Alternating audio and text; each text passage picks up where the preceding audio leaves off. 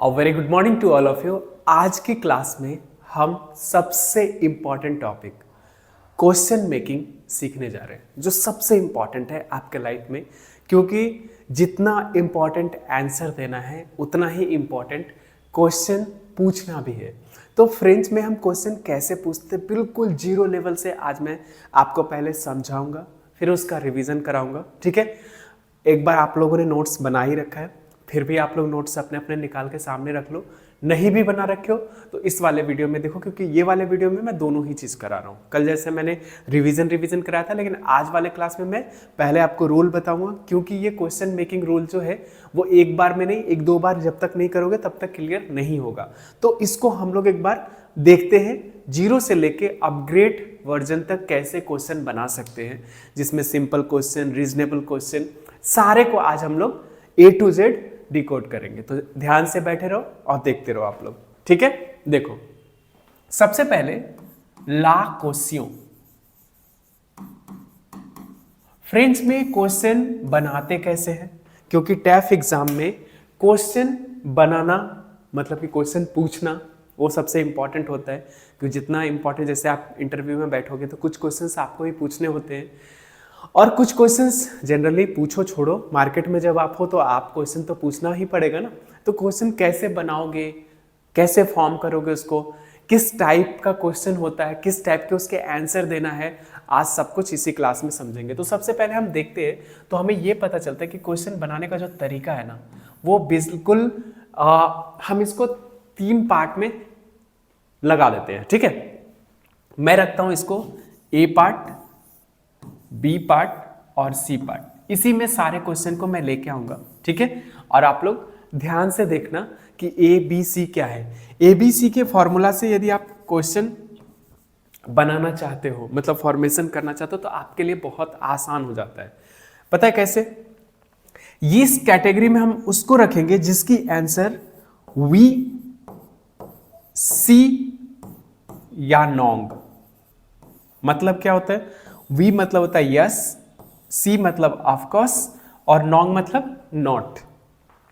तो उन तमाम क्वेश्चन को आप ए फॉर्म से बना सकते हो, जिसका आंसर आपको लगता है कि यस, नो, ऑफ कोर्स में हो सकता है। उन तमाम को हम लोग ए कैटेगरी में रखेंगे। ठीक है, तो बी कैटेगरी में किसको रखेंगे? तो बी कैटेगरी में हम उसको रखेंगे जिसका आंसर आप से this is, so, these are और सो, दिस और दैट से दे सकते हो। ठीक है, उसका हम बी कैटेगरी में उसको हम रखेंगे यहां पे, और सी कैटेगरी में हम उसे रखेंगे जिसको हम रीजनेबल क्वेश्चन पूछना। जैसे कि आपने पूछा वेयर डू यू गो, तो अब उसके पास ये आंसर देने के लिए नहीं है कि यस आई गो, उसको बोलना पड़ेगा आई गो टू द मार्केट, या कोई भी जगह का नाम उसे बताना पड़ेगा। इसे बोलते हैं रीजनेबल, रीजन देने पड़ेंगे आपको। ठीक है, तो अब यहां पे जब आप रीजन दोगे तो वो सी कैटेगरी में हम लेके आएंगे। तो एक एक करके हम सारे कैटेगरी को देखते हैं, कैसे बनाना है वो सारा कुछ देखते हैं, आप लोग को पता चलेगा। तो चलो देखो, सबसे पहले हम ए कैटेगरी को पकड़ते हैं। ठीक है, तो ए कैटेगरी में जैसा कि मैंने आपको बोला वी, सी और नॉन्ग, आपके पास आंसर देने के लिए यही है। तो फिर क्वेश्चन पूछने कैसे हैं हमें, ये इंपॉर्टेंट है। क्वेश्चन कैसे बनाएंगे, तो उसके लिए आपको क्या करना है, 2 फॉर्मेशन लेना है। एक आपके पास होगा एस्क, जो आपने पहले भी सीखा है। एस्क, ये अभी ये जो एस्क है ना, आप इसको ये समझ लो कि ये हर टेंसेस के हिसाब से सब कुछ है। मान लो प्रेजेंट है तो आपका डू और डज है। ठीक है, आप पास्ट में जा रहे हो तो हैव और हैज है। आप फ्यूचर में जा रहे हो तो विल और शैल है। ठीक है, इसके बाद आपको एक सब्जेक्ट लेना है, फिर आपको वर्ब लेना है। ठीक है, और क्वेश्चन मार्क बनाना है। पहला कैटेगरी तो आपके पास ये है, यदि एकदम जनरल तरीके से बनाना चाहते हो तो। जैसे एग्जांपल में देखो, यहां मैंने बोला ज पाखल ओ प्रोफेसियो, मतलब I speak to the teacher. अब हमें क्वेश्चन बनाना है, तो अकॉर्डिंग टू रूल कि ऑब्वियसली इंग्लिश में जब आप बनाओगे तो आई का यू में चेंज हो जाएगा। जैसे हमें इससे पूछना है तो हम यही पूछेंगे ना, do you speak to the teacher, ठीक है। तो क्वेश्चन मेकिंग में हमेशा याद रखना जो आपका सब्जेक्ट है, जो मीन्स आई होता है, ये त्यू में चेंज हो जाता है, ठीक है। और विद रिस्पेक्ट वाला होगा तो नू ये वू में चेंज हो जाएगा। आपको रिस्पेक्ट देना है तो आप इसको जो को वू में भी चेंज कर सकते हो। हाँ, बहुत सारे बच्चों का तो कि सर इसको चेंज करके फिर इसमें भी लाना, नहीं, क्वेश्चन बनाने में आप उधर चेंज कर सकते हो, थर्ड पार्टी चेंज नहीं होता। ही सी जैसे इंग्लिश में चेंज नहीं होता वैसे फ्रेंच में भी चेंज नहीं होता। जो स्पेशली चेंज होता है, आई को यू में चेंज करना है, वी को यू में चेंज करना है। तो त्यू और वू आपको पता है रिस्पेक्ट विदाउट रिस्पेक्ट है, तो आप जैसे भी करना चाहते हो उसको कर सकते हो। तो जैसे इस क्वेश्चन को हम बनाएंगे इस रूल से, तो पहले हमें क्या लगाना होगा, एस को, चूंकि ये प्रेजेंट टेंस है हमारा, तो इस यहां पे एस का मतलब क्या हो गया, डू और डज हो गया, ठीक है। जॉ को किस में चेंज करना है, त्यू में, ठीक है। और पार्ल की कॉन्जुगेशन भी चेंज हो जाएगी, ठीक है। और ओ प्रोफेसर क्वेश्चन मार्क, यहां पे क्या मतलब हुआ, do you speak to the teacher. Answer क्या हो सकता है, आपकी मर्जी है, इन तीनों में से जो भी आप दे सकते हो। लेकिन यहां पे एक प्रॉब्लम है, ये जो सी है ना, सी आप तभी यूज करना जब आपसे कोई क्वेश्चन नेगेटिव में पूछ रहा हो। किस में पूछ रहा हो, नेगेटिव में। बाकी आप इन दोनों को तो आराम से यूज कर सकते हो, ठीक है। जैसे मान लो किसी ने पूछा एस्कचू पाखलो प्रोफेसर, वी जो पाखलो प्रोफेसर, आंसर वी लगा के पूरा कॉपी कर सकते हो। तो बेसिकली सिंपल क्वेश्चन पूछने के लिए इसका एक तरीका और भी है, या तो आप इस एस्क से पूछो या फिर आप इन्वर्जन से भी पूछ सकते हो। जैसा कि आपने नोट्स में भी देखा होगा, उसमें क्या करते हैं, वर्ब को पहले लिख देते हैं, ठीक है, और उसके बाद सब्जेक्ट लिख के ऑब्जेक्ट क्वेश्चन मार्क। अब इसी को यदि इसमें करोगे तो ये क्या हो जाएगा, पहले तो आपस में चेंज हो जाएगा सब्जेक्ट, ये त्यू में चेंज होगा इसकी कॉन्जुगेशन, तो वर्ब अब त्यू वाली कॉन्जुगेशन आप लिख लो और यहां पे च्यू हो जाएगा और ओ प्रोफेसर। मतलब do you speak to the teacher, ये आप लोगों ने बनाया ना, कई बार ही बनाए हुए हैं कॉपी में, ठीक है। तो इस तरह से आप जब यूज करते हो, फॉर्मेट करोगे, तो यहां पे जो चीजें होंगी, अभी 4-5 और एग्जांपल लेके सीखो तो ज्यादा बेटर। एक तो रिवीजन भी हो जाएगा आप लोग का और साथ में बहुत कुछ सीखने को भी मिलेगा। तो देखो इसको यहां पे रखो।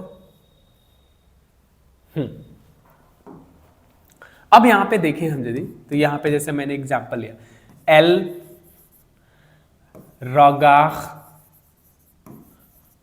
लातेले, क्या है, सी वॉचेस द टेलीविजन। अब मुझे इसका क्वेश्चन बनाना है तो हम दोनों ही फॉर्म में बना सकते हैं इसका क्वेश्चन। एस का लगा के, तो एस को यहां पे एस्किल हो जाएगा क्योंकि दो वॉवेल साथ में नहीं लिखते, तो एस्किल खरगाख लातेले। क्या बना क्वेश्चन हमारा, डज, यहां पे क्योंकि चूंकि ये प्रेजेंट टेंस है तो यहां पे डज के सेंस में गया, does she watch the television. अब मान लो इसी को किसी ने पासे कंपोजे में बनाया, ठीक है, तो जैसे मान लो एल आ रगाह दे लातेले। तो अब जैसे इसका क्वेश्चन बनेगा कि सी हैज वॉच द टेलीविजन। अब हमें क्वेश्चन बनाना है, तो एस का एस्किल आ रगाह दे लातेले। अब यहां पे क्या हुआ, यहां पे तो आपका प्रेजेंट टेंस था, यहां पे ये पास्ट टेंस है, तो ये एस का क्या बना, अब ये हैज और हैव बन गया। Has she watch the television, मतलब जिस टेंस में होगा ना एस का, उसका उसमें चला जाएगा। जैसे फ्यूचर में तो विल सेल के सेंस में चला जाएगा, प्रेजेंट में हो तो डू डज के सेंस में चला जाएगा, पास्ट में हो तो हैव हैज के सेंस में चला जाएगा, ठीक है। वो जिसमें भी, इंपेरेटिव में हो तो वाज वेयर के सेंस में चला जाएगा। तो आपको बस एस का लगा लेना है। तो आप समझो कि एस का मतलब उस टेंस का, वो जिसको एक्सुलरी वर्ब बोलते हैं ना हम लोग, एक्सुलरी वर्ब शायद, हाँ, जो हम लोग का जैसे I am going to the market, तो एम आई जो आप इज एम आर जो यूज करते हो, ठीक उसी तरह से एस का आपका है डू डज के सेंस में लेगा, प्रेजेंट है तो। और चूंकि आपको पता है कि प्रेजेंट टेंस दो तरीके से होता है, सिंपल और कॉन्टिन्यूअस दोनों है, तो प्रेजेंट टेंस में ये डू और डज भी है, प्रेजेंट टेंस में ये इज एम आर भी है। पास्ट में चले जाते हो तो सेम एस का, जैसे यहां पे पास्ट टेंस है तो ये एस का किस में हो गया, हैव, हैज और वॉज तीनों में हो जाएगा। यदि लैम्पार्ड पे होगा तो वॉज भी हो जाएगा। ये फ्यूचर में चले जाओगे तो ये एस का क्या बन जाएगा, आपका विल और शैल बन जाएगा। तो आपको ज्यादा टेंशन लेने की जरूरत नहीं। जैसे मान लो एक फ्यूचर में भी ले लो, सेम सेंटेंस को फ्यूचर में बनाएंगे तो क्या हो जाएगा, एल रगाह देखा लाते ले। अब मान लो इसमें किसी ने क्वेश्चन बना दिया तो अब एस का एस्किल रगाह देखा लाते ले। अब क्या बनाएंगे, ये will see watch the television, simple. तो टेंसेस का कोई चक्कर नहीं है, आप सिर्फ एस का याद रखो। यदि आपको लगता है कि आपको क्वेश्चन किसी से पूछना है, वो क्वेश्चन पूछना जिसका आंसर वो यस नो में देगा, ठीक है, तो बस आप आंख बंद करके एस का लगाओ, ठीक है, सब्जेक्ट लिखो, वर्ब लिखो और क्वेश्चन मार्क लगा दो। जो भी टेंसेस को लगाना उसको टेंसेस को उस टेंसेस में वर्ब को बना दो। वो एस का अपने आप आपका वॉज, वेयर, शैल, विल जिसमें भी जाना होगा अपने आप चला जाएगा, आपको टेंशन लेने की बिल्कुल भी जरूरत नहीं है।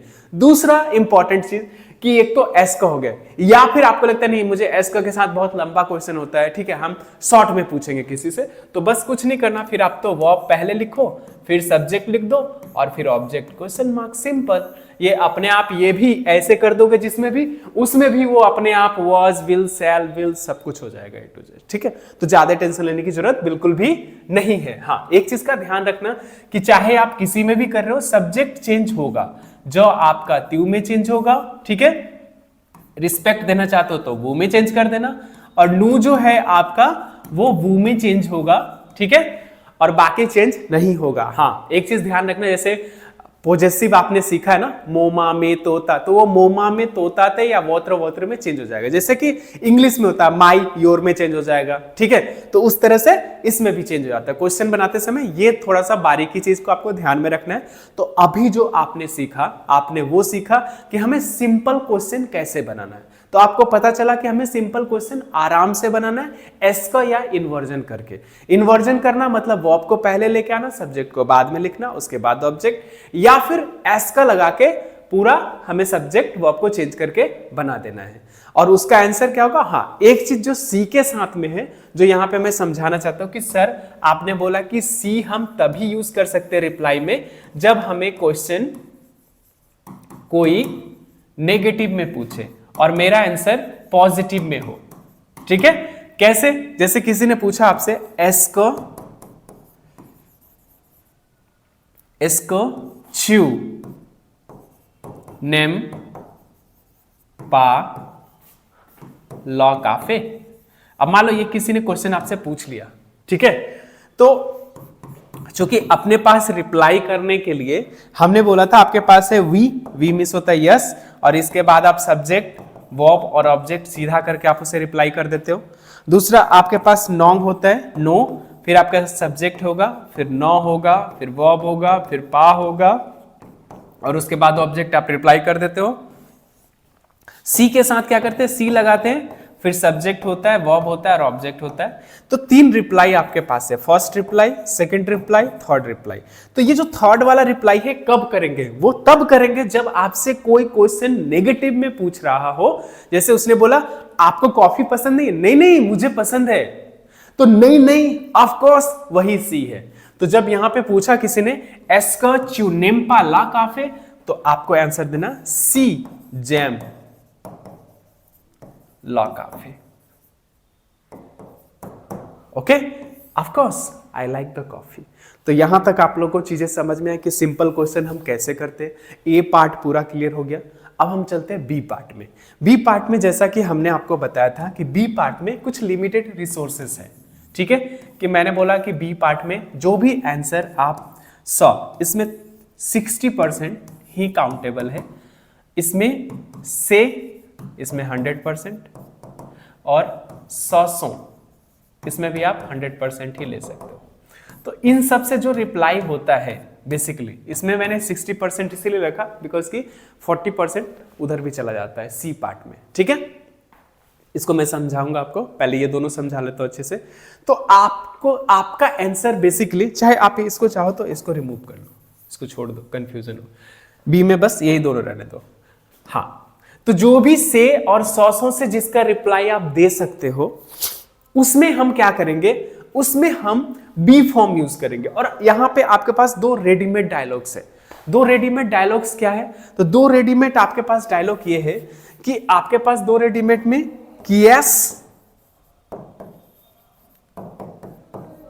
केएस और कैसकसी।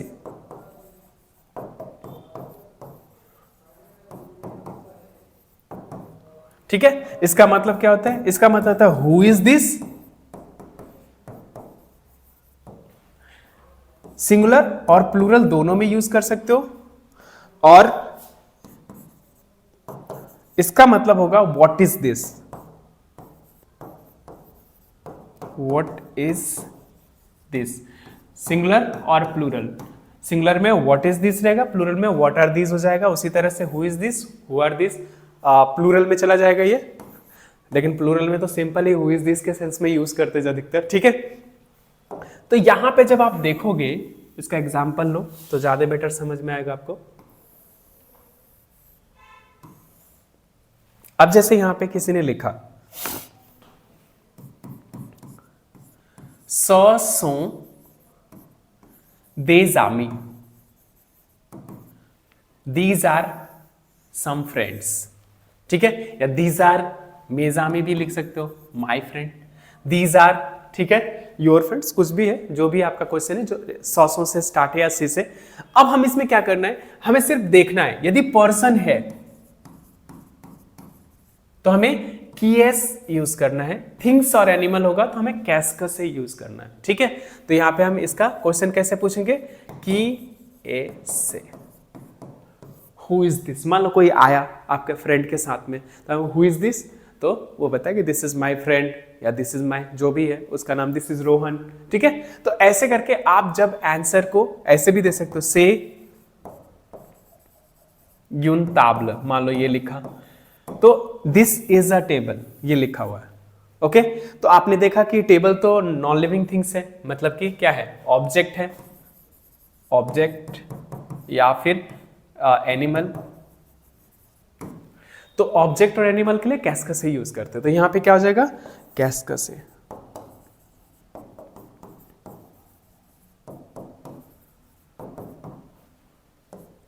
ठीक है, तो क्या हो जाएगा, कैसकस से। क्या करेंगे हम इसमें, कैसकस से व्हाट इज दिस। तो कीएस से एंड कैसकस से तब यूज करना जब आपका आंसर आप से या सौ से दे रहे होगे तब, अदरवाइज आपको ये फॉर्म यूज नहीं करना है। तो ये बहुत ही सिंपल है, इसमें कोई ज्यादा प्रॉब्लम नहीं है। ठीक है, 2-3 एग्जांपल और ले लो तो ज्यादा बेटर आप लोग समझ पाओगे।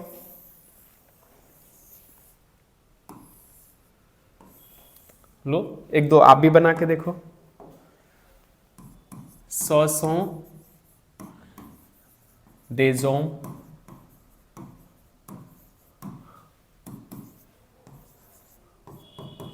से मोनामी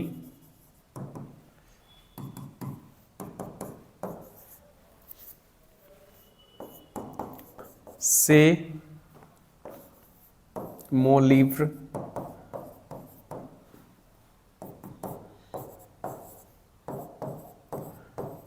सौसों दे गोम। ओके, और बना लो थोड़ा सा, क्योंकि रिवीजन जितना करोगे ना उतना बेटर चीजें आपको समझ में आएंगी। ठीक है, तो इतना इससे चाहिए होगा, मेन है रिवीजन, जितना रिवीजन उतना काउंटेबल। से रोहन। ठीक है, अब जैसे हमें इसमें क्वेश्चन पूछना है और आंसर आप किस में दे रहे हो, से या सौ, मीनिंग क्या हो रहा है, दिस इज और दीज आर। ठीक है, दोनों में से दोनों के लिए use they, this is person के साथ भी यूज कर सकते हो, दीज आर पर्सन के साथ भी यूज कर सकते हो, ये दोनों ऑब्जेक्ट के साथ भी यूज करते हो। बस आपको देखना है कि जो से यूज करके पूछ रहे हो क्या वो पर्सन है, तो कि यस, थिंग्स और एनिमल है तो कैसे, बस और कुछ नहीं करना आपको। ठीक है, मीनिंग क्या होगा, तो ऊपर वाले का मीनिंग है हु इज दिस, सिंगुलर और प्लूरल दोनों के लिए यूज कर सकते हैं किएस से, और किएस और कैसका से what are this and what is this दोनों के लिए यूज कर सकते हैं सिंगुलर और प्लूरल के लिए। कब यूज करना है? तो ये पर्सन और ये पर्सन के लिए यूज करना, और ये नीचे वाला ऑब्जेक्ट और थिंग्स के लिए, थिंग्स या फिर एनिमल के लिए हम यूज कर सकते। एनिमल के साथ भी कैसका से यूज करते हैं। ठीक है, यहां तक क्लियर हो गया। अब देखो इसको बनाओ। पहला पूछा दीज आर सम मैन, अब क्या पर्सन है, प्लूरल में पूछा गया क्वेश्चन, लेकिन आपको कोई दिक्कत नहीं, आपके पास किएस, आप बस यही लिखोगे, आप कुछ नहीं इसमें कटपिट कुछ नहीं करना। यहां पूछा सेमो नामी, ये भी पर्सन है, सिंगुलर में है, कोई दिक्कत नहीं है, किएस क्वेश्चन मार्क। सेमो लिव्र, अब लिव्र क्या है? ऑब्जेक्ट है, तो यहां पे सिंगुलर में है, कोई दिक्कत नहीं, कैसका से।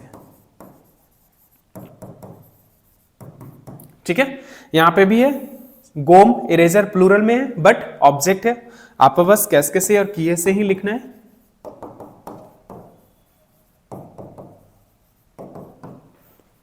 ये पर्सन है रोहन, किएस। अब आया समझ में यहां तक? तो बेसिकली जब आप क्वेश्चन पूछोगे किसी से भी, तो अब तक दो चीजें आपका क्लियर हो गया। पहला कि यदि लगता है कि यस नो वाला क्वेश्चन है तो आप एस का के साथ चले जाओ या इन्वर्जन लगा के चले जाओ। आपको लगता है कि से या सौ से आंसर देने वाला है तो आप कैसका से और किएस से पूछ लो। ठीक है, ऐसे जनरली भी पूछा जा सकता है किएस से who is this and what is this, बहुत सारे क्वेश्चन आप ऐसे भी पूछ सकते हो। ठीक है, तो दो चीजें आपका ए और बी क्लियर हो गया। अब बचा सी। सी क्या है? तो सी है रीजनेबल क्वेश्चन, जिसमें इन दोनों से काम नहीं चलेगा। तो वो कैसे बनाएंगे? तो वो देखो कैसे बनाएंगे, यहां पे देखो। सबसे पहले जब आप क्वेश्चन बनाते हो उससे पहले आप सेंटेंस बनाते हो, तो आपका जो सेंटेंस होता है वो होता है सब्जेक्ट, वर्ब, प्रेपोजिशन, आर्टिकल और ऑब्जेक्ट। ध्यान से समझना, बहुत आराम से समझ में आएगा ये। ठीक है, क्या आपका सब्जेक्ट है, वर्ब है, उसके बाद प्रेपोजिशन है, ऑब्जेक्ट है। तो क्वेश्चन बनाने के लिए अब जो सी फॉर्म आप यूज कर रहे हो उसमें हम लोग क्या करते हैं, इन पूरे को रिप्लेस कर सकते हैं। यदि सेंटेंस में preposition plus article plus object है या फिर एडजेक्टिव प्लस ऑब्जेक्ट है, हमें पूरे को रिप्लेस कर सकते हैं। रीजनेबल क्वेश्चन में क्या होता है ना कि मेन भूमिका जो होता है ना वो सब्जेक्ट और वर्ब का ही रहता है और किसी चीज का नहीं रहता, क्योंकि ऑब्जेक्ट को हम पूरी तरह से रिप्लेस कर देते हैं।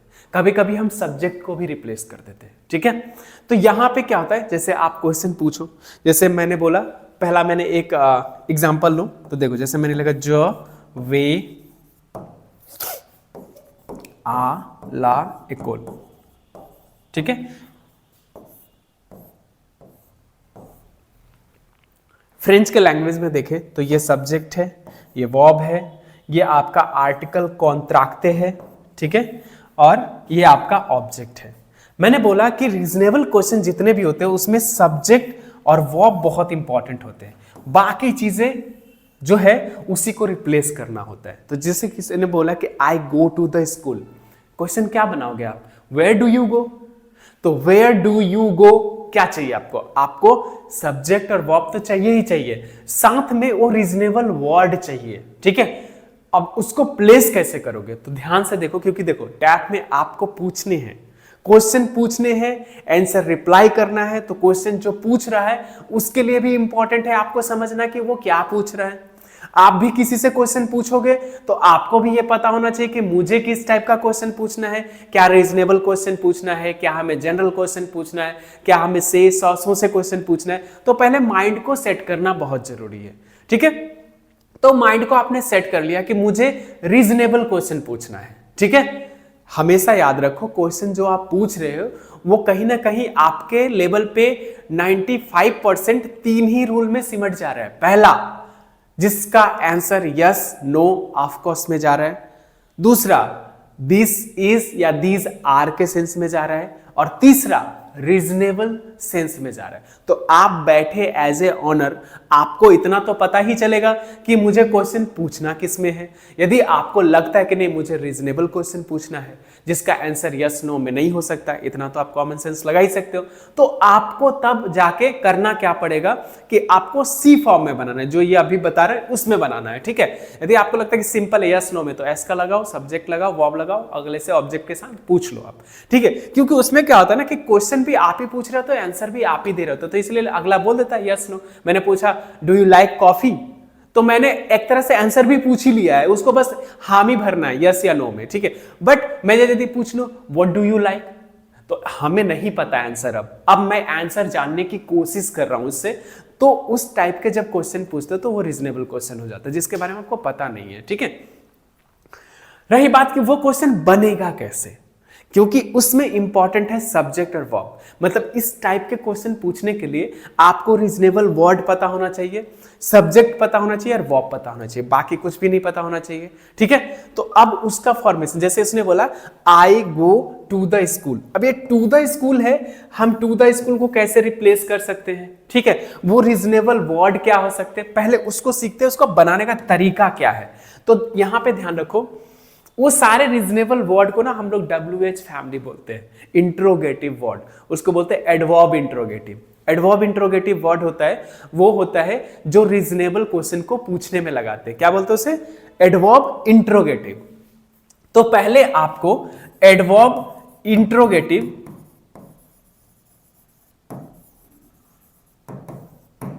वर्ड को लिखना है, सबसे पहले ये लिखना है। ठीक है, उसके बाद एस का लगाना है। ध्यान से समझना, एक ही बार में समझ में आ जाएगा, वरना क्वेश्चन बनाना बहुत बारी लोगों को समझ ही नहीं आता हो क्या रहा है। ठीक है, ये एक बार देखोगे एक ही बार में समझ में आ जाएगा। एस का लगाया, उसके बाद सब्जेक्ट लिखा और वर्ब लिखा और क्वेश्चन मार्क लगा दिया। ठीक है, ये एक पहला रूल हो गया। दूसरा रूल, आप एडवर्ब इंट्रोगेटिव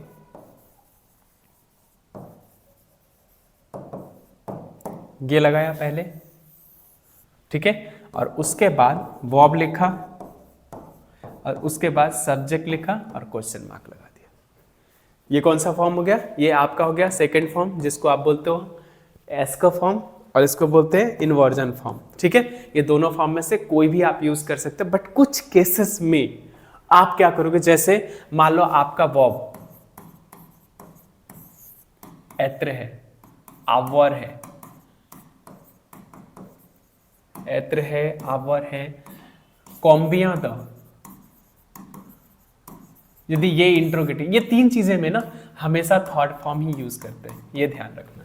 ठीक है, ये क्या है अभी आगे चल के बताऊंगा। मान लो कि ये दोनों फॉर्म आप कंफ्यूज हो कि सर ये फॉर्म लगाना है कि ये फॉर्म लगाना है, दोनों में से कोई भी लगा सकते हो, बट जब मान के चलो कि आपका जो वर्ब है, ये वाला जो वर्ब है वो एत्र या आवर है, तो मोस्टली थर्ड फॉर्म ज्यादा यूज होता है। ठीक है, या फिर इंट्रोगेटिव वर्ड आपका कॉम्बिया द होगा। ठीक है, तो भी आप इन्वर्जन ही करना। ठीक है, यहां तक समझ में आ गया।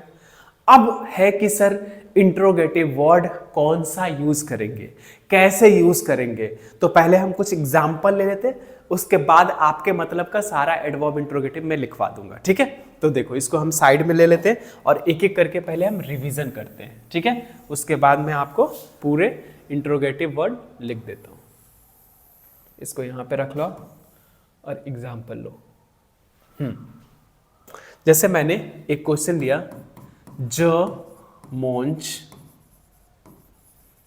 ठीक है, द्यू गातो। ध्यान से देखना, आई ईट सम केक। ठीक है, यह है, हमें क्वेश्चन बनाना है, रीजनेबल क्वेश्चन बनाना है, मतलब एडवर्ब इंट्रोगेटिव के साथ में। तो यहां पे यदि आप देखोगे कि आई ईट सम ब्रेड, तो इंग्लिश में क्या पूछेंगे, व्हाट डू यू ईट। तो जो व्हाट है ना वही एडवर्ब इंट्रोगेटिव है, जिसको हमें सबसे पहले लिखना है। तो फ्रेंच में व्हाट जो होता है वो कॉ होता है, कॉ लिख दिया। रूल क्या कहता है कि जैसे ही आपने एडवर्ब लिख दिया उसके बाद आप या तो ये फॉर्म लगाओ नहीं तो ये फॉर्म लगाओ, यही करेंगे हम। तो हम सबसे ऊपर वाला फॉर्म पहले लगाते हैं, तो हम एस का लिखेंगे। तो एक चीज ध्यान रखना, ये भी ई है और ये भी ई है, तो आपको पता है 2 ई साथ में नहीं लिखेंगे तो ये छुप जाएगा और साउंड एक साथ आ जाएगा, कैस्का। ठीक है, जब आप किसी को हटा के अटैच करते हो तो एक साथ पढ़ेंगे। मान लो यदि ये वॉवेल नहीं होता तो हम इसको क पढ़ते हैं, अब इसको हम कैस्का पढ़ेंगे एक साथ। अब रूल क्या कहता है, उसके बाद एस का लगा दिया आपने तो सब्जेक्ट लो। सब्जेक्ट क्या, जॉ है, तो जॉ को हम किस में चेंज करेंगे, त्यू में, और मोंजे वो आपको मोंच, त्यू के अकॉर्डिंग कॉन्जुगेशन और क्वेश्चन मार्क। क्या बना, कैस्का च्यू मोंच। इसका मतलब क्या हुआ, व्हाट डू यू ईट या व्हाट आर यू ईटिंग, क्योंकि चूंकि प्रेजेंट टेंस सिंपल और कॉन्टिन्यूअस दोनों होता है, पिछले वीडियो में ही आपने देखा है। इस क्लास में मैं रिवीजन करा रहा हूं, रिवीजन भी डीप में, ये वाला तो डीप में ही जा रहा है, क्योंकि मैं आपको जो रिवीजन करा रहा हूं जिसमें आप जनरल रिवीजन में कोई दिक्कत नहीं हो तो मैं ऐसे करा दे रहा हूं, लेकिन ये वाला जो टॉपिक है ना, इसमें रिवीजन के साथ में फिर से एक बार रूल चाहिए, तो इसलिए मैं इतना डीप में जाके समझा रहा हूं। पिछला वाला जो वीडियो आपने देखा होगा जिससे नोट्स बना, उसमें तो है ही, उसमें ज्यादा डीप है, तो पहले वो करके आओगे तब इसको देखोगे तो और ज्यादा बेटर समझ में आएगा चीजें को। ठीक है, और जब भी कुछ लिख रहे हो तो पॉइंट लेके कॉपी रखो ताकि आप भी कुछ नोट डाउन कर सको। ठीक है, अब जैसे मान लो पहला वाला फॉर्म में इसको बना दिया, अब दूसरा वाला फॉर्म में कैसे बनाएंगे, तो कॉल लिखेंगे, उसके बाद बोलता है कि वर्ब लिखो, तो वर्ब त्यू के अकॉर्डिंग जाएगा मॉन्च और chew. What do you eat, को मॉन्च च्यू, ये भी सही है, क्योंकि दोनों ही रूल काम कर रहे हैं ना, दोनों ही रूल में से कोई भी रूल लगा सकते हो, सिर्फ एत्र आवर और कॉम्बियादा के चक्कर में थर्ड फॉर्म लग जाएगा, बाकी तो सब में ही आप सेकंड फॉर्म लगा सकते हो, कोई बात। और इवन कि बोलने में ना, जब हम बोलते क्वेश्चन पूछते आपके लिए वो बेटर है एस का लगाओ, अगला ऐसे ही समझ जाता है क्वेश्चन। और बहुत ज्यादा क्वेश्चन एस के साथ ही यूज किया जाता है जनरल मार्केट में, बहुत कम आपको देखने को मिलेगा, बहुत नेटिव स्पीकर, फास्ट स्पीकर वो इसको यूज करता है, जनरल लोग इसी को यूज करते हैं। ठीक है, आप भी यदि क्वेश्चन पूछा जाए तो आप इससे पूछो, आप बेटर क्वेश्चन समझा पाओगे, क्योंकि इतना टाइम मिल जाता है ना, आराम से समझ जाएगा। इसमें क्या होता है ना, एकदम बिल्कुल शॉर्ट होता है, समझ में नहीं आते, लेकिन प्रैक्टिस आपको दोनों के ही करके जानी है। ठीक है, अब अगला से थोड़ा ना पूछोगे कि भाई नहीं आप सेकंड फॉर्म में पूछो, वो उसका तो मर्जी है, किसी में भी पूछ सकता है, लेकिन आप यदि क्वेश्चन किसी से पूछ रहे हो तो आप इसमें पूछोगे तो आप बेटर तरीके से समझा पाओगे, आपके पास बहुत लंबा टाइम रहता है। ठीक है, पूछने का आप यदि, वो तो अगला एक्सपर्ट है, आप किसी में भी पूछ लो, लेकिन आप इसमें पूछोगे तो आपके लिए कंफर्टेबल रहता है। ठीक है, तो यहां तक चीजें समझ में आई कि हाँ, पहले हमें एडवर्ब इंट्रोगेटिव लिखना होता है, उसके बाद एस का या इन्वर्जन करना होता है। अब इंपॉर्टेंट ये है कि सर और भी एग्जाम्पल दीजिए, तो और भी एग्जाम्पल लो पहले समझने के लिए।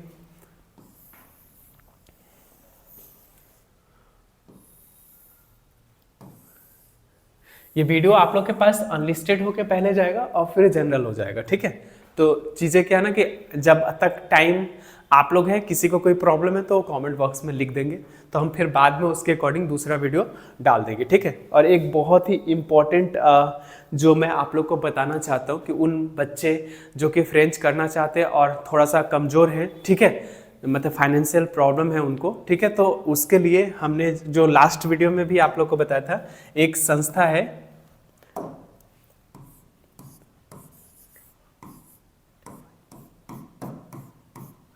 द राहो डिवाइन फाउंडेशन ट्रस्ट, इनके साथ हमारी एकेडमी ने टाई अप किए हैं। ठीक है, और इसके लिए आपको क्या करना होगा, तो जो एक्चुअली में हमारे पास 3 सेमेस्टर है फ्रेंच सीखने के लिए, टैफ एग्जाम के लिए। पहला है जिसमें आपका फाउंडेशन बैच होता है, उसके बाद दूसरा जो फर्स्ट सेमेस्टर जो है फाउंडेशन बैच का है, ठीक है, जिसकी ड्यूरेशन 3 मंथ की होती है। ठीक है, और सेकंड जो है वो नेटिव स्पीकर के साथ में रिवीजन होता है, रीडिंग, ओरल, लिसनिंग और राइटिंग का। ठीक है, और ये सेकंड सेमेस्टर है, और थर्ड सेमेस्टर जो है वो आपका है यहाँ पे रिवीजन, जो भी एग्जाम आप देना चाहते हो उसके रिवीजन पेपर के साथ में, ये भी 3 मंथ, तो टोटल 9 मंथ का कोर्स होता है, जिसमें कि पहला फाउंडेशन बैच जो है वो इस संस्था के तहत आप आराम से एक मिनिमम फीस में कर सकते हो। ठीक है, इसके लिए चूंकि एक सेमेस्टर की फीस 30,000 है, ओके, तो आप संस्था के थ्रू, यदि संस्था आपके प्रपोजल को एक्सेप्ट कर लेती है तो आप इसी कोर्स को 3,000 में कर सकते हो। ठीक है। लेकिन इसके लिए करना क्या होगा आपको, इसमें मिलेगा क्या, तो पहला सेमेस्टर में आपको वो तमाम सारे वीडियोस मिलेंगे जो कि पहले फाउंडेशन बैच का होगा, और प्लस में 10 लाइव क्लास आपको दिया जाएगा, ठीक है, जिसमें आप अपने डाउट्स वगैरह पूछ सकते हो। और पहला सेमेस्टर, क्योंकि चूंकि पहला सेमेस्टर कोई भी आराम से रिकॉर्डिंग भी कर सकता है और लाइव भी कर सकता है, बिकॉज उसमें फ्रेंच का जितने भी ग्रामर है अप टू B2 लेवल तक और प्लस में वॉकअप उसको कंप्लीट किया जाता है, तो इसलिए आप इसको देखोगे, ठीक है। तो इससे आप संस्था के थ्रू भी करोगे, लेकिन इसलिए करना क्या होगा आपको, इस संस्था के लिए आपको इस नंबर पे 9873972431 यहाँ पे आप अपना नाम व्हाट्सएप करना है और ईमेल एड्रेस यहाँ पे भेजना है, ठीक है। और आप इस संस्था का नाम लिख दोगे, मैं आपके प्रपोजल को भेज दूंगा आगे, और वहां से आपको अपने मेल पे एक कॉन्फर्मेशन आएगा जो कि उनके सारे रूल एंड रेगुलेशन लिखे हुए रहते हैं। आप उसको पढ़ लेना, आपको अच्छा लगता है तो आप उस संस्था के थ्रू भी आ सकते हो, आपको लगता है तो आप डायरेक्ट, यदि आपको कोई फाइनेंशियल प्रॉब्लम नहीं है तो आप डायरेक्ट भी आ सकते हो, कोई प्रॉब्लम नहीं है वैसे, ठीक है। चलिए, ये तो बात हुआ उन बच्चों के लिए जिनके लिए आप भी कुछ सोचिए, क्योंकि तमाम बच्चे हैं कनाडा के अंदर में जो प्रॉब्लम में हैं और वो करना चाहते हैं फ्रेंच, तो उनके लिए बेटर होगा। चलिए हम अपने टॉपिक पे लौटते हैं फिर से।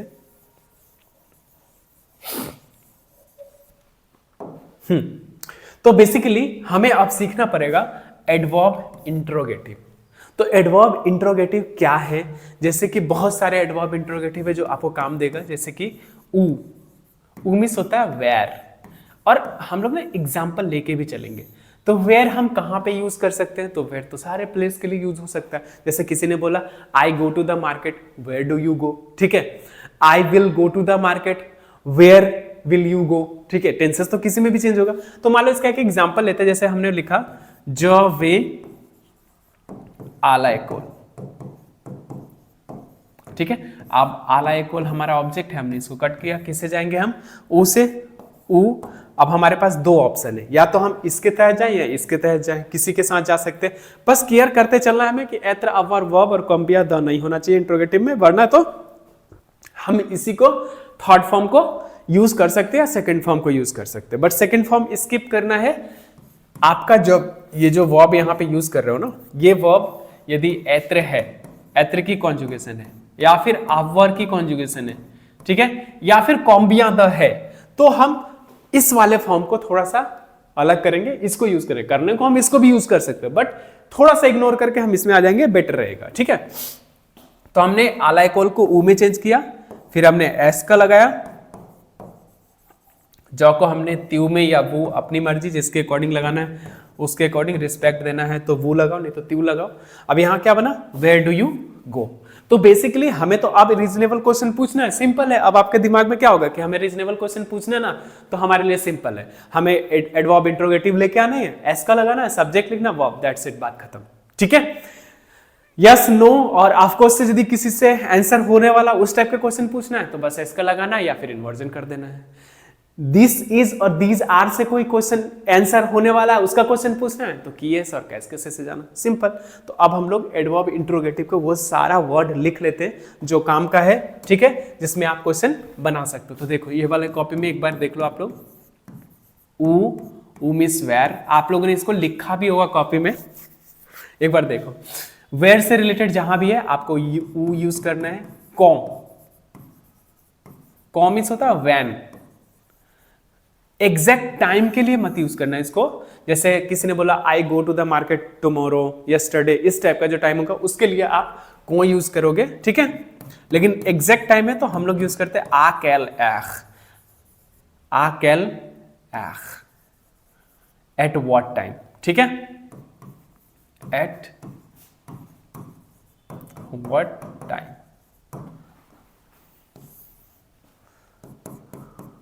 कॉमो, how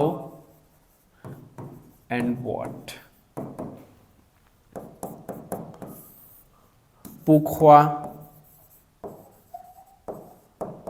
why, जितने भी रीजनेबल है pourquoi से यूज करना, बहुत ज्यादा ये यूज होता है। की, हु के सेंस में यूज करना, और ये इकलौता ऐसा है जो सब्जेक्ट को चेंज करता है। जैसे सब्जेक्ट को चेंज करेगा उसी के जगह पे की लिख के हम छोड़ देंगे। जैसे हम एग्जांपल देते हैं, मा मैख वा आला कोल। अब हमें पूछना है कि who goes to the school, हमें सब्जेक्ट चेंज करना है। तो ऐसे केसेस में आप यहाँ पे की यूज करो, की वा आला कोल और क्वेश्चन मार्क हो जाएगा। इसको चाहो तो ऑब्जेक्ट चेंज करना है तो फिर ये ऊ से हो जाए, ऊ एस का तामेखवा हो जाएगा। ठीक है, तो या तो यदि सब्जेक्ट चेंज करना है तो की से चेंज करेंगे। ठीक है, इस तरह से की को यूज करेंगे। दूसरा है हमारे पास आकी, इस के सेंस में, टू हुम के सेंस में। ठीक है, इसी तरह से आप यूज करो आवेक की, विद हुम।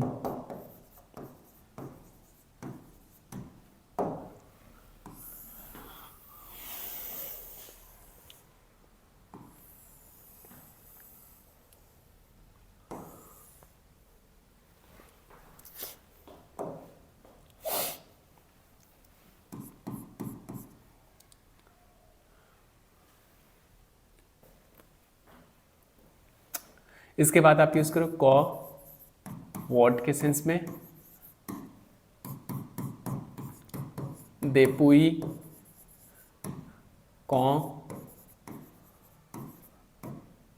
सिंस वैन के सेंस में, कॉम्बिया द। इसी की बात कर रहे थे, हाउ मेनी या फिर हाउ मच। जब ये आता है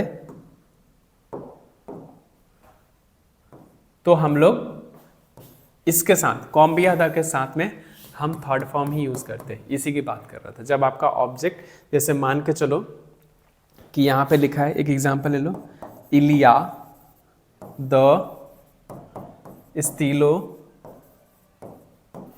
ठीक है, अब मान लो इसे हमें यूज करना है, तो देयर आर 2 पेन्स, तो हम इसे हाउ मेनी से पूछेंगे तो पहले हमें आ जाएगा कॉम्बिया, कॉम्बिया दो, चाहो तो स्टीलो यहां पे लिख लो, स्टीलो। ठीक है, और अब इसका इन्वर्जन करना है तो यातिल हो जाएगा। यहां पे हमने सेकंड फॉर्म यूज नहीं किया, थर्ड फॉर्म यूज किया। इलिया में ना हमेशा याद रखना, इसका जो वर्ब होता है वाई और ए दोनों ही काउंटेबल होता है, तो हम लोग इसके साथ इन्वर्जन कर लेते हैं। और जब हम इन्वर्जन करते हैं तो 2 वॉवेल के बीच में टी आता है, ये तो पता है ना, नोट्स में लिखे हो ना। हाँ, तो हम इसको यहाँ पे, इसलिए मैंने बोला था कि कॉम्बिया द के साथ थर्ड फॉर्म ही यूज करना। ठीक है,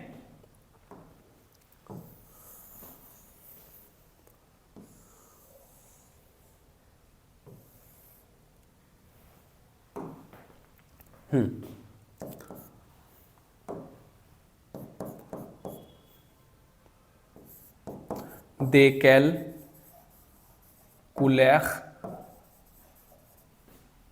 which colour,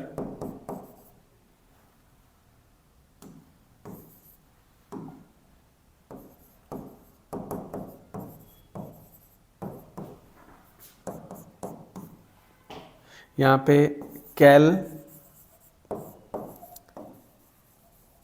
cal, cal, cal, water which. अब आप बोलोगे सर ये वाटर विच है, कॉ आपने लिखा है, ये भी वॉट है। कहाँ कॉ लिखा है? मैंने नहीं लिखा है। हाँ, यहाँ लिखा है कॉ, ये वॉट है। तो देखो, जब आप कॉ लगाते हो तो आप स्पेसिफिक चीज को नहीं पता कर पाते हो कि कॉ मतलब उसने क्या पूछा है। जब यहाँ पे कॉ ये यूज करते तो ये स्पेसिफिक चीज हो जाता है कि विच। जैसे हमने एक एग्जांपल लेते हैं, इसको यहाँ रखो और एक एग्जांपल इसका कॉ और कैल का यूज करके देख लो तो आपको ज़्यादा बेटर एक चीज़ समझ में आएगा। जैसे किसी ने बोला, जैसे उसने बोला जेम ला वॉच्यूर, ठीक है, तो आई लाइक द कार, ठीक है। और किसी ने बोला जेम ला वॉच्यूर कोई भी स्पेसिफिक, मारुति BMW, जो भी उसकी पसंद है, ठीक है। तो इन दोनों में यदि आपने यहां पे लिखा कॉ, ठीक है, और M chew, what do you like, तो उसका आंसर हो रहा आई लाइक द कार, ठीक है। यहां यदि आपने लिख देते हो कि व्हाट डू यू लाइक, होने को हो सकता है, बट यहां पे यदि कैल यूज कर लेते हो तो हमें कैल, कार क्या है, फेमिनिन है, तो कैल वॉच्यूख हमने ये दे दिया, और इसके साथ हम इन्वर्जन या एस के से जो भी आपको करना है वो कर लो, तो एम च्यू। अब यदि आपने कैल यूज करा है तो कैल के साथ पर्टिकुलर ऑब्जेक्ट का नाम आ जाता है, ठीक है, और क के साथ ऑब्जेक्ट का नाम नहीं आता है। यहां पे मतलब व्हाट डू यू लाइक, यहां मतलब which car do you like, ठीक है। तो यही व्हाट और विच का डिफरेंस है। यदि आपको लगता है कि मुझे उतना डिफरेंस नहीं देनी है तो क यूज कर लेना, आपको लगता है कि नहीं हमें स्पेसिफिक चीजें बतानी है तो फिर कैल अकॉर्डिंग टू उस ऑब्जेक्ट का जेंडर के अकॉर्डिंग कैल यूज करना पड़ेगा, उस ऑब्जेक्ट का नाम बगल में लिखना पड़ेगा, और उसके बाद आपको इन्वर्जन या एस के से लगाना पड़ेगा, तभी आप इसको यूज कर पाओगे कैल और इसमें, ठीक है। आ रहा है समझ में, ठीक है। अब देखो एडवर्ब इंट्रोगेटिव जितना भी मैं लिख के दे रहा हूँ वो सारे को सारे लर्न करने हैं, आपको ध्यान रखना, क्योंकि उसके बिना चीज़ें होगी नहीं। और लर्न करने का मतलब जब भी मैं बोलता हूँ तो लर्न करने मतलब ये नहीं कि पढ़ लिया हो गया, लिख लिख के करना, क्योंकि देखो लिखोगे जितना ज़्यादा लिखोगे उतना चीज़ें समझ में आएगी, नहीं लिखोगे कुछ नहीं समझ में आना, ठीक है। तो आराम से लिखिए, लिख पढ़ के करिएगा कोई चीज़ को, बहुत ज़्यादा समझ में आता है, ठीक है। इसके बाद देखो कुछ रेडीमेड्स आपके पास है, कैल आज, किसी से एज पूछना है तो कैल आज यूज कर सकते हो, वर्ड से एज,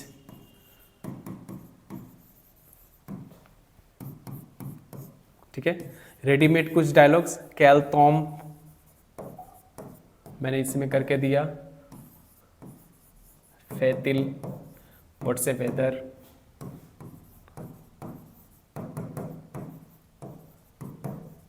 ठीक है। कोम्बिया साफेत,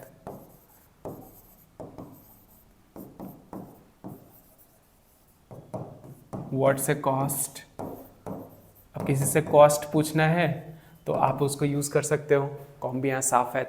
तो इस तरह करके जो वर्ड है आप उसको इंट्रोगेटिव वर्ड में यूज करना है, प्रोसेस को फिल करना है। अब आपको एक चीज़ तो समझ में आ गया कि क्वेश्चन बनाने के लिए हमको ज़्यादा मेहनत करने की ज़रूरत नहीं है। पहले तो आप देखो कि आपको किस टाइप के क्वेश्चन पूछने हैं, क्या वो क्वेश्चन यस नो ऑफकोर्स का टाइप का है, या फिर वो क्वेश्चन दिस इज और दीज आर वाला है, क्या वो क्वेश्चन रीजनेबल है। तीन चीज़ क्लियर कर लो, अब जिसमें भी है उसमें जाके वो क्वेश्चन को बनाओ। यदि आपको लगता है कि यस नो वाला है तो एस का लगा के क्वेश्चन बना लो, आपको लगता है कि नहीं दिस इज और दीज आर वाला है तो किए से और कैस का से लगा के कर लो, आपको लगता है रीजनेबल है तो उस रीजनेबल का वर्ड पहले लिखो, एडवर्ब इंट्रोगेटिव, फिर सेकंड और थर्ड फॉर्म लगा लो। तो बहुत अच्छा है, आप आराम से इसको एक दो बार रिविजन कीजिए और सब कुछ समझ में आएगा। नेक्स्ट वीडियो में हम लोग सीखेंगे नेगेटिव, वो नेगेटिव नहीं, सिंपल वाला नहीं, इसके साथ हम लोग एक नेगेटिव एक्सप्रेशन सीखेंगे, ठीक है। तो अभी नेक्स्ट वीडियो में हम वो करने जा रहे हैं, तब तक के लिए आप देखते रहो।